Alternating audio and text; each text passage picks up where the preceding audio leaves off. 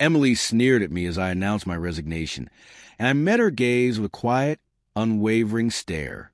Our conversation had focused on the company's decision to cut labor costs, with particular disdain directed toward those who allegedly took advantage of overtime pay. Tom, too, seemed to delight in the idea of reducing expenses. A week later, my phone rang incessantly with calls from the company. When I finally picked up, the president sharply demanded, "Who exactly are you?" I couldn't suppress a mocking scoff at the absurdity of the question. "I'm Lily Johnson," I replied, "a 59-year-old employee who's dedicated 37 years of service to this company." I went on to explain my role, managing 45 clients, providing administrative and tax-related services, and carrying a responsibility that had grown overwhelming despite the assistance of a part-time worker. Despite the challenges, I refused to show any weakness. Our clients were long-standing relationships, and their trust in me fueled my determination. As I sat before my computer, the relentless harassment from Tom and Emily lingered in my mind. Tom, now head of the tax department and 7 years younger than me, had undergone a drastic shift in demeanor since his promotion 3 months ago. His once respectful tone had transformed into condescension and complaints, turning every interaction into a battle. Even when I tried to reason with him, he remained unfazed, dismissing my concerns with a cold, check the manual for that, and warning me against taking unnecessary actions. Emily, Tom's assistant, joined in with her criticisms, mocking my efficiency and belittling my rank. She seemed to relish her role, despite having declined a promotion to department head, something Tom and Emily were blissfully unaware of. I remained committed to completing my work, but their harassment continued. Tom accused me of inflating my overtime hours, claiming it was an unnecessary expense.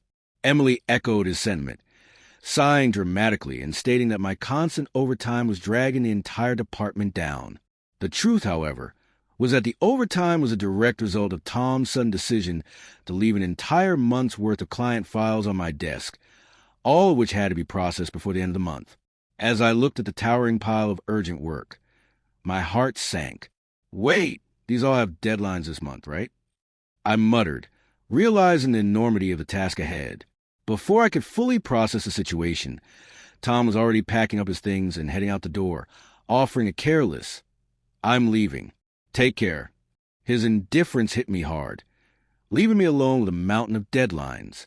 Emily followed suit, her mocking laughter echoing in the hallway, a final insult to an already unbearable situation. As I opened the client file scattered across my desk, I was hit with a startling realization. Some of these files had been Emily's responsibility. It suddenly became clear why Tom had been so intent on undermining me. He wanted me to retire as soon as possible. My years of experience and deeper knowledge of taxation made me a valuable resource within the department, one that Tom, with his unapproachable demeanor and unattractive personality, couldn't compete with. Emily, ever strategic, was positioning herself by his side, likely to curry favor with him, as he preferred younger female employees. The shallow motives behind their actions sent a chill through me. Despite this, I had no choice but to continue working, juggling my regular duties with the preparation of tax declarations. The workload seemed never-ending, but claiming overtime would only invite more complaints from Tom and Emily. Left with no other choice, I resigned myself to unpaid extra hours. Then, out of nowhere, I received a summons to the president's office. The company had recently undergone a leadership change after the former president fell ill. His son, the new president, was still getting acquainted with the organization. When I entered the office, I was met by Tom and Emily, their faces twisted with unpleasant smirks. The tension in the room was palpable. The president wasted no time dropping a bombshell. "Lily, I need you to resign by the end of the month." My mind raced as I demanded an explanation. Tom and Emily had apparently accused me of overbilling for overtime, citing that while others had worked around 15 hours of overtime, I had exceeded 80. The president, oblivious to the true circumstances, seemed impressed by their claims of zero overtime. The reality of the situation hit me like a ton of bricks. The inflated overtime wasn't due to my inefficiency, but because I had been handling Tom and Emily's work. But revealing this would only expose Tom's failure to manage his own department. I calmly presented the facts, asserting that I had not overbilled for overtime, but rather struggled to manage my workload within regular hours. The president sighed deeply, expressing doubt, but admitting that there was no solid evidence to pursue the matter further. Despite this, he insisted that the company couldn't retain someone working at such a slow pace. With a heavy heart, I agreed to resign at the end of the month, knowing it was the only option left. The president seemed satisfied with my decision. As I looked at Tom and Emily, their smug smiles reflected their approval. When I left the president's office, Emily taunted me with a sarcastic, "Thanks for quitting," her sneer cutting through me. I responded with a silent, steady stare, facing the same disdain from Tom, who seemed thrilled by the opportunity to cut labor costs and label me as someone exploiting overtime pay.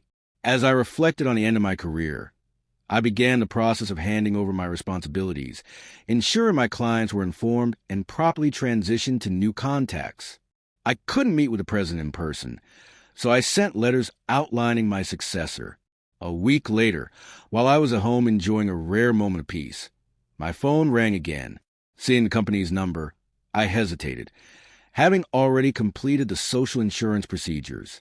But the persistent calls from both the company and from Tom and Emily led me to reluctantly pick up. "Who exactly are you?" the president demanded urgently. The moment I received the call, I couldn't help but reply mockingly, "Just an unemployed woman who had resigned, nothing more." But the president, sounding increasingly frantic, explained the chaos that had unfolded since my departure. "There have been 49 calls to halt transactions with the company," he said, panic creeping into his voice. "Please, we need you to come back. I'm begging you." Reluctantly, I stood up and made my way back to the office. Upon arrival, I found Tom and Emily waiting for me. Their faces were drained of color, their eyes hollow from exhaustion. They looked nothing like the smug pair I had left behind. Tom glared at me, his voice sharp as he explained, "Since you left, we've been bombarded with calls to stop transactions, not just from your clients, but from prospective companies we were planning to introduce." Emily echoed his accusation, her voice dripping with suspicion. "Did you resort to underhanded tactics?" Their haggard appearances spoke volumes about the toll the cancellations had taken on them. And while I hadn't manipulated any clients, I had a feeling I knew why the transactions were being halted. The inevitability of cancellations had been clear to me, but I couldn't reveal that to them. I muttered my thoughts aloud, but Tom wasted no time accusing me outright. "What did you do?" he demanded again, his tone laced with anger and disbelief. I had carefully orchestrated the events leading to this moment. Tom, impatient, physically escorted me to the president's office with forcefulness that left no room for resistance. As we entered, both Tom and Emily stood beside the president, their smug expressions barely concealed. The president looked at me directly, his gaze firm and searching.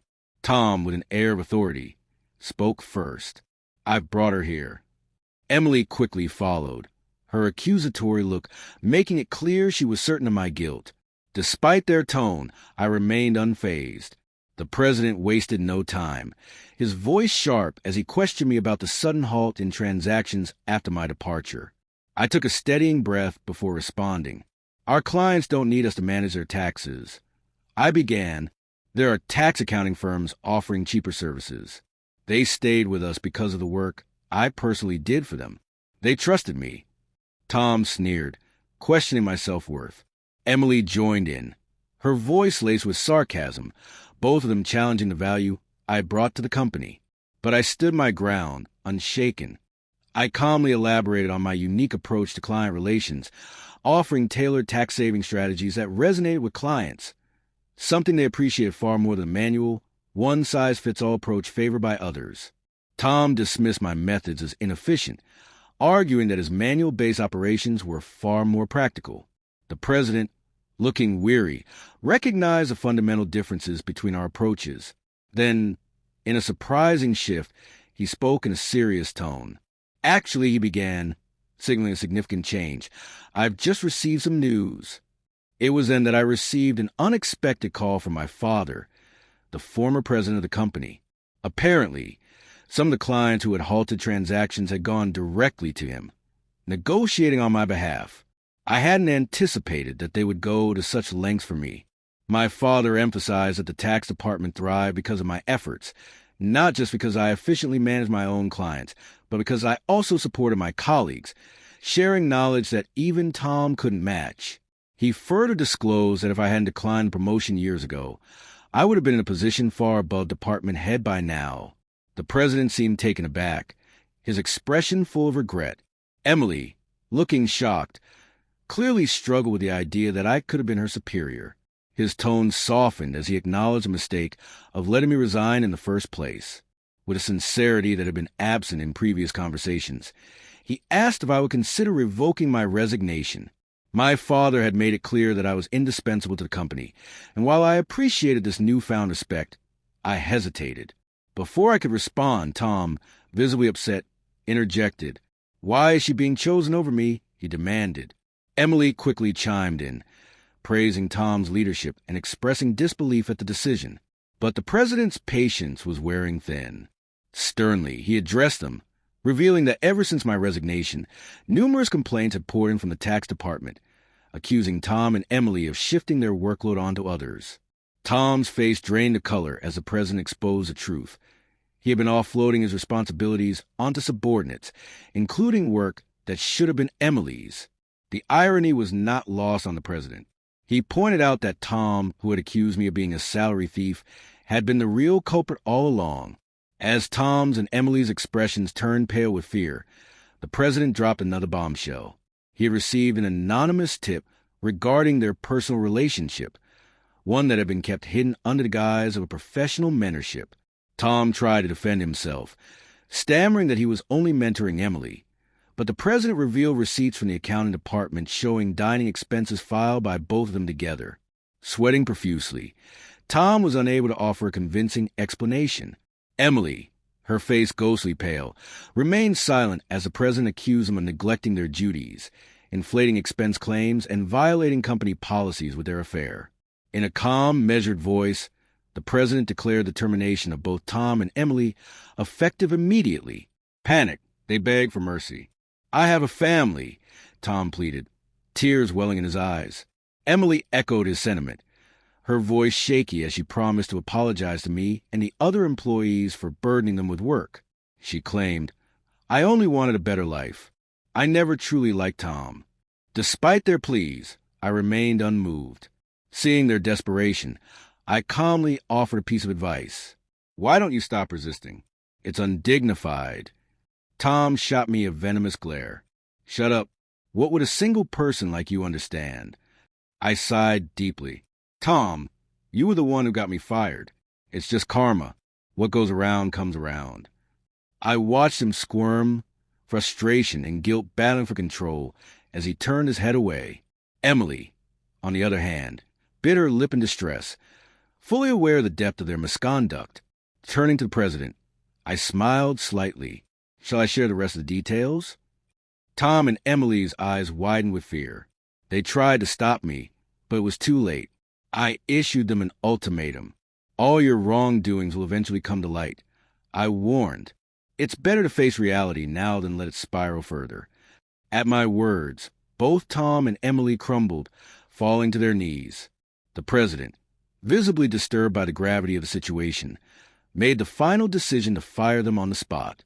Later, I revealed more about their deceitful tactics, how Tom had faked business trips to spend days with Emily, and how they had worked together to harass employees they disliked, pressuring them into resigning with impossible workloads and constant reprimands. The employees who had resigned had moved on to better jobs, and I felt it was time to speak out. Enraged by the revelations, the president vowed to cut Tom and Emily's final salaries and investigate the inflated expense claims. Tom, now on the verge of a breakdown, begged the president not to cut his salary, fearing the financial impact on his family. But it was too late. In the aftermath, Tom's marriage fell apart, leading to a divorce. Both he and Emily faced compensation claims from lawsuits. Eventually, I learned that they had been forced to take day labor jobs at construction sites, a stark contrast to their previous office roles. One day, Emily called me in tears. "Lily, please, I only wanted a better life. I never really liked Tom, she sobbed. But I couldn't ignore the fact that their downfall was a result of their own actions. You can unring a bell, I told her firmly. The consequences are yours to face. Despite her regrets, the outcome remained the same. As for me, I distanced myself from the corporate world. Despite the president's pleas for me to return, I had no interest. I found solace in assisting a friend at his tax office, enjoying a more relaxed lifestyle. And as time passed, I entertained the idea of starting my own practice, one where I could serve clients on my terms. My second life had begun, and I was eager to embrace the opportunities ahead.